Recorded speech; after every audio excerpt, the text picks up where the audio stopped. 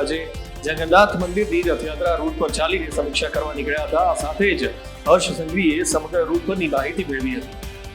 અમદાવાદમાં રથયાત્રાને લઈને હર્ષ સંઘવીએ કહ્યું કે 145મી રથયાત્રાની સંપૂર્ણ તૈયારી પૂર્ણ કરી દેવામાં આવી છે. આ માટે પોલીસે રિહર્સલ પણ કરી દીધું છે.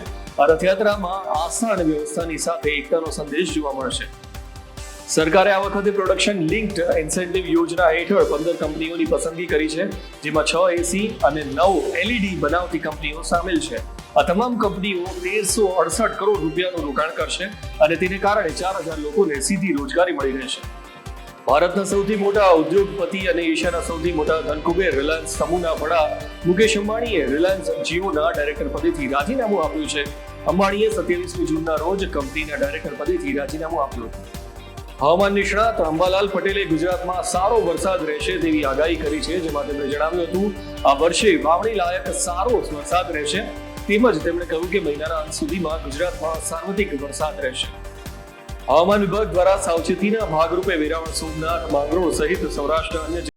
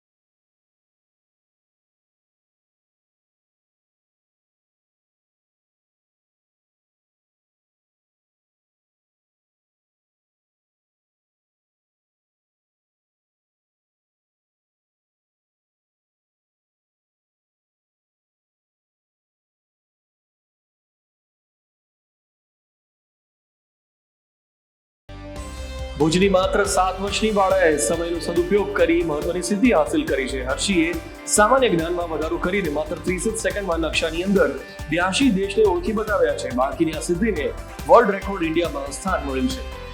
દેશમાં 1 જુલાઈથી સિંગલ યુઝ પ્લાસ્ટિકમાંથી બનેલી ચીજવસ્તુઓ પ્રતિબંધિત થઈ રહી છે. પર્યાવરણીય મંત્રાલયે મંગળવારે આ સંબંધિત નોટિફિકેશન બહાર પાડી દીધું છે. તેમણે જણાવ્યું કે પ્રતિબંધિત વસ્તુઓમાં એવી ચીજો સામેલ છે જેનો ઓછો ઉપયોગ થાય છે અને કચરો વધારે ફેલાવે છે.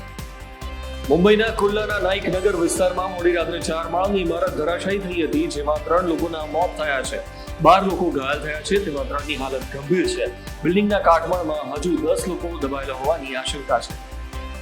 અમેરિકાના ટેક્સાસમાં એક ટ્રકની અંદરથી 46 પ્રવાસીના મૃતદેહ મળ્યા છે. આ મૃતદેહો ટેક્સાસના સાન એન્ટોનિયો શહેરથી સોમવારે જપ્ત કરવામાં આવ્યા હતા.